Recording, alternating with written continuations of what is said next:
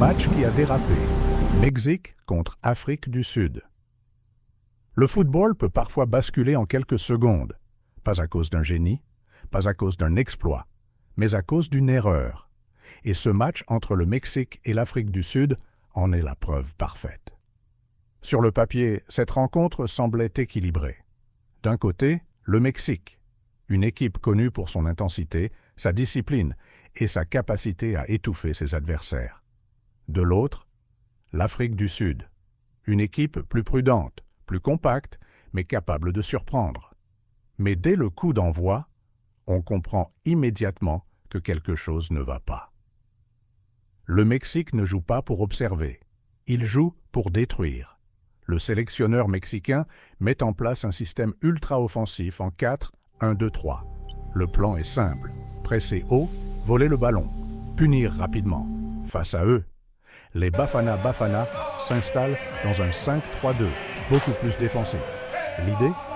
Fermer les espaces, attendre, contre-attaquer. Mais ce plan commence à craquer presque immédiatement. Le pressing mexicain est brutal. Chaque relance devient dangereuse. Chaque passe semble surveillée. Et puis, 8e minute, le moment qui change tout. Ronwen Williams reçoit le ballon.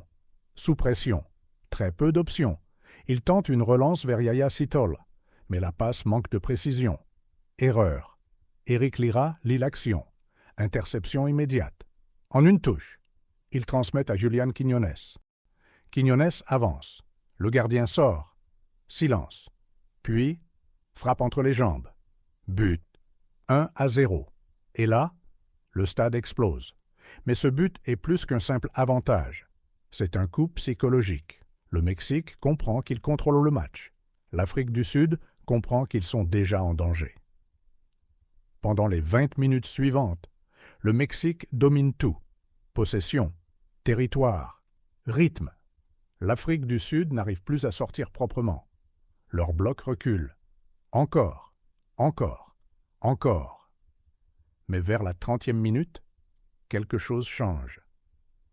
Hugo Broos réorganise son équipe. Le pressing sud-africain devient plus agressif. Ils commencent enfin à gagner quelques duels. Le Mexique ralentit légèrement. Et pendant quelques instants, on croit au retour. Mais ce retour n'arrivera jamais. Parce qu'au début de la deuxième mi-temps, le chaos commence. 49e minute. Yaya Sitol arrive en retard. Très en retard. Son tacle est violent, dangereux. L'arbitre Wilton Sampaio n'hésite pas. Carton rouge direct. Et à cet instant précis, le match meurt. À 10 contre 11, face à une équipe comme le Mexique, c'est presque impossible. Et le Mexique le sait. Ils commencent à faire tourner, à fatiguer leur adversaire. 61% de possession, presque 500 passes réussies, une précision de 91%. C'est une démonstration. L'Afrique du Sud court, mais ne touche presque plus le ballon.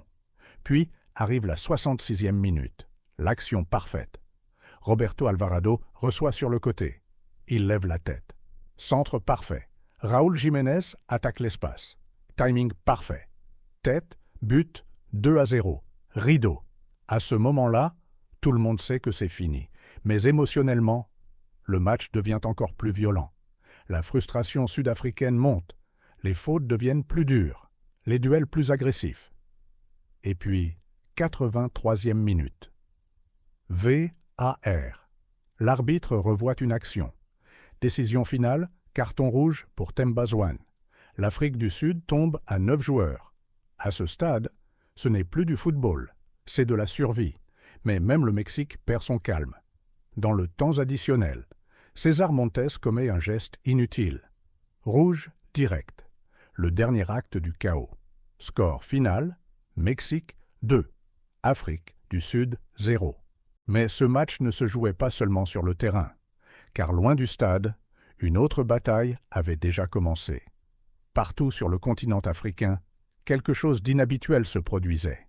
Des milliers de supporters africains, Nigérians, Ghanéens, Kenyans, Zimbabwéens, avaient choisi de soutenir le Mexique. Oui, le Mexique, contre une équipe africaine. Un phénomène massif que certains ont appelé le Hate Watch. Mais pourquoi? La réponse dépasse le football. Depuis des années, l'Afrique du Sud est accusée par une partie du continent de xénophobie envers d'autres Africains. Violence, expulsion, discrimination. Un ressentiment profond s'est installé. Et ce soir-là, ce ressentiment est remonté à la surface. Sur les réseaux sociaux, des milliers de supporters africains ont commencé à poster des photos avec des sombreros mexicains. Un symbole, un message clair. Aujourd'hui, nous sommes Mexicains. Les slogans étaient violents, ironiques, parfois cruels. Certains disaient que le Mexique les renvoie vite chez eux. Une phrase lourde de sens, une référence directe aux tensions sur l'emploi et à la rhétorique anti-immigrée. Habituellement, pendant une Coupe du Monde, l'Afrique s'unit, comme en 2010, quand tout le continent vibrait pour les Bafana Bafana. Mais cette fois, cette unité était brisée. Et lorsque le Mexique a marqué, pour beaucoup, ce n'était pas seulement un but, c'était une forme de justice symbolique.